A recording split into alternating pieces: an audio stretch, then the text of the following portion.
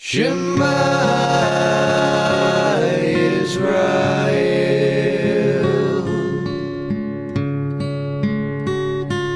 Adonai Eloheinu.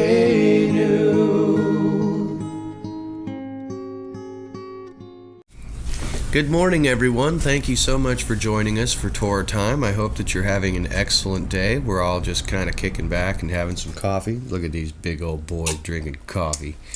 They seem to like coffee. I don't know where they learned that from.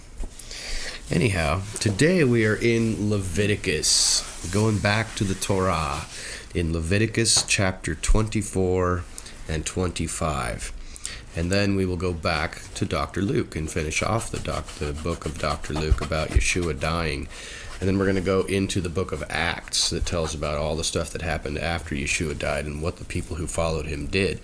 That's going to be a great study. So I hope that you'll be with us and stay with us for the months to come as we continue to study God's Word. And right now we're going to pray before we get started so we can dive right in. Here we go. O Yehovah, our great and awesome God, blessed be your holy name, whose kingdom lasts forever and ever, through Yeshua our Messiah. We pray that you will help us to understand your word and your ways, that we might follow closely on your path, that we would receive your blessings, and that you would keep us from evil and deliver us from temptation. Help us to be loving and kind to each other and those around us. In the name of our Messiah, Yeshua, amen. Okay, so last time we were talking about in Leviticus that they were, he was telling them about the feasts and which ones, to keep and how to keep them and stuff. So now he says, Yehovah said to Moses, command the Israelites to bring you clear oil of pressed olives for the light, so that the lamps may be kept burning continuously. Outside the curtain of the testimony, in the tent of meeting, Aaron is to take care of the lamps before Yehovah from the evening time until morning continually. This is to be a lasting agreement for the generations to come. The lamps on the pure gold lampstand before the Lord must be tended continuously. Yeah? He has to just stay there and keep it going? No, it's just that there's somebody there whose job it is, not necessarily Aaron, but Aaron's descendants and the priests in the temple have a job, and that is to always keep that menorah with the 7 branches of candlesticks on them, not candles, but they burn oil, to continuously make sure that there's oil in there and that they're lit up. They must remain lighted at all times. Ooh. Now, when the heathen destroyed our temple, they stole our menorah. In fact, in Rome, right now, you can see this giant arch that they built, that Titus built, who was a Roman general in their army, who defeated us in our land and tore us up and just destroyed our city of Jerusalem and tore down our temple. He used chisels to chisel into the stone on the side of this thing a picture of his people carrying our menorah and all of our treasures from our temple to Rome. For all we know, our gold menorah may still be somewhere in Rome, but they stole it. They beat the tar out of us and took it away from us. But we were commanded to keep it lit at all times, to be a light to the world. What about who? They. The Romans? Yeah. Oh, they're long gone. They fell apart and were sacked by other heathens. There's always a bad guy bigger than the other bad guy. That's right. He also says, take some fine flour and bake 12 loaves of bread. 12 loaves of bread, using 2/10 of an ephah for each loaf. Set them in 2 rows, 6 in each row, on the table of pure gold before Yehovah.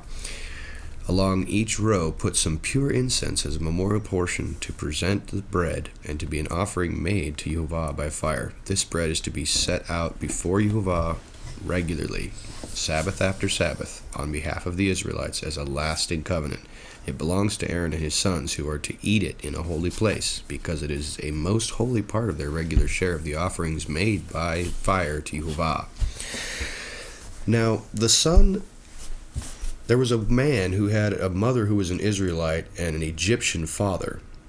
And he went out among the Israelites, and a fight broke out in the camp between him and another Israelite. And the son of the woman who was an Israelite and father was an Egyptian blasphemed or spoke terrible things about the name of God with a curse. And so they brought him to Moses. And they put him in custody until the will of Yehovah should be made clear to them. And then Yehovah spoke to Moses and said, "Take the blasphemer outside of the camp, and everyone who heard him are to lay their hands on his head, and then the entire assembly will pick up large stones and stone him to death. And say this to the Israelites: if anyone curses his God, he will be held responsible. Anyone who blasphemes the name of Yehovah must be put to death. The entire assembly must stone him, whether an alien or a native born. When he blasphemes the name of Yehovah, he must be put to death. If anyone takes the life of a human being, he must be put to death." That means if you murder someone, you will be killed. "Anyone who takes the life of someone's animal must pay for it. It will be, this is the rule, life for life. If anyone injures his neighbor, whatever he has done must be done to him. Fracture, broken bone, eye for eye, tooth for tooth. As he has injured the others, so he is to be injured." Now, that doesn't necessarily mean that if you get into a fight with your brother and poke his eye out, that we will poke your eye out. It means that the payment of an eye is equal to the payment of an eye. So what is an eye worth? Well, they had a special system for figuring out how much, if you got your arm broken because somebody broke your arm, that's worth a certain amount of money. That doesn't mean that if you break somebody's arm, you're going to get your arm broken. It seems to say that, but that's not what it means. It means it has to be equal.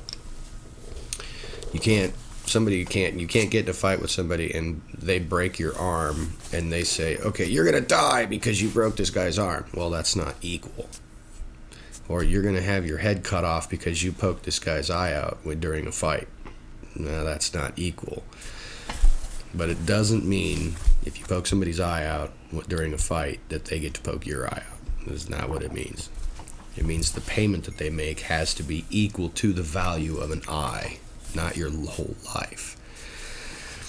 So he says, whoever kills an animal must pay for it. Whoever kills a man is to be put to death. You are to have the same law for anyone who lives among you as an alien and anyone who is a native of the land. I am Yehovah, your Elohim. Yeah, any aliens or anything. Yeah, anybody who's living among you has to follow the same rules.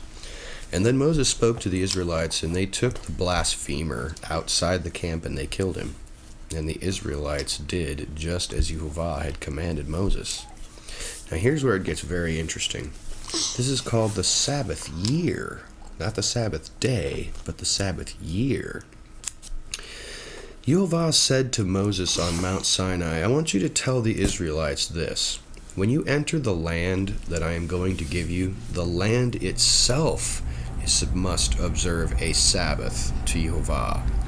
So, for 6 years you may plant your fields, and for 6 years you may prune your vineyards and gather your crops. But in the 7th year, the land is to have a rest of Sabbath, a Sabbath to Yehovah." They don't have rest very much. Who doesn't have rest very much? The land. The land, yeah, that's true. He says, you do not plant anything on it or prune anything that grows on it. Do not reap what grows on it by itself or harvest the grapes of your untended vines. The land is to have a year of rest. Whatever the land produces during the Sabbath year will be food for you, for yourself, your servants, hired workers, temporary people who are living among you, as well as your livestock and the wild animals in the land. Whatever the land produces may be eaten by anyone.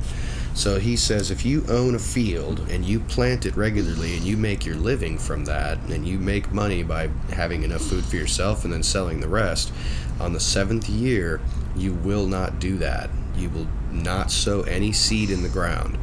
But what will happen is that all of the fruit that was there before will have probably dropped some seed, and God will cause food to grow in that field automatically. Not food. And so you are not to go into that field and plant anything yourself. God will cause it to grow. And also, when it does grow, you are not to go in there and cut it all down and do like you normally would, take your portion and sell the rest for money. You're supposed to leave it all. You take what you need for food, and you let your neighbors have some. You let strangers and travelers have some. You let the wild animals have some. Everybody, it's free. That land is enjoying a rest. Now, unfortunately, from the very time that Joshua, the son of Nun, who was Moses' servant, took them into the land, until the first time that the Babylonians captured our city of Jerusalem and destroyed it, we never once did this. Never once did we allow the land to have a Sabbath. And you know what Yehovah said? I'm going to take you out of your land, and I'm going to make you slaves in the land of the Babylonians. For how long? Every year that you didn't give it one? Yep, 1 year for every land Sabbath you did not keep. So that because they had been in the land for 400 and some odd years, the mathematics added up to you're going to be a slave for 70 years because you did not give the land its Sabbath rest for 400 years. Over this 400-year period, there were 70 land Sabbaths that you did not keep. So you're all going into slavery for 7 years. 70 years. 70. Yeah, it was pretty bad. And then, this is something that's even better. This is awesome. It says this is called the Yovel year, or the year of Jubilee. He says, I want you to count off 7 Sabbaths of years. So that means 7 years. 7 sevens. So you would count 7 years 7 times. What is 7 times 7? 49. Okay, good math skills. Ding. So he says count off 7 Sabbaths of years. That means 7 times 7. 7 times 7 years, so that the 7 Sabbaths of years amount to a period of 49 years. See, God knows how to do math too. Then have the trumpet sounded everywhere on the 10th day of the 7th month, on the Day of Atonement. Sound the trumpet throughout your land. And set that next year, the 50th year, and proclaim liberty throughout the land to all of its inhabitants. It is to be a jubilee for you. Each one of you is to return to his family property, and each one to his own clan. The 50th year shall be a jubilee to you. Do not sow and do not reap what grows of itself, or harvest the untended vines, for it is a jubilee, and it is to be holy for you. Eat only what is taken directly from the fields. In this year of jubilee, everyone is to return to his own property. If you sell land to one of your countrymen or buy any from him, do not take advantage of each other. You are to buy from your countrymen on the basis of the number of years since the Jubilee. So this goes into a little bit of economics, and I'll explain that to you for just a second here. If you owe anybody money when the Jubilee comes, what you owe them is wiped clean.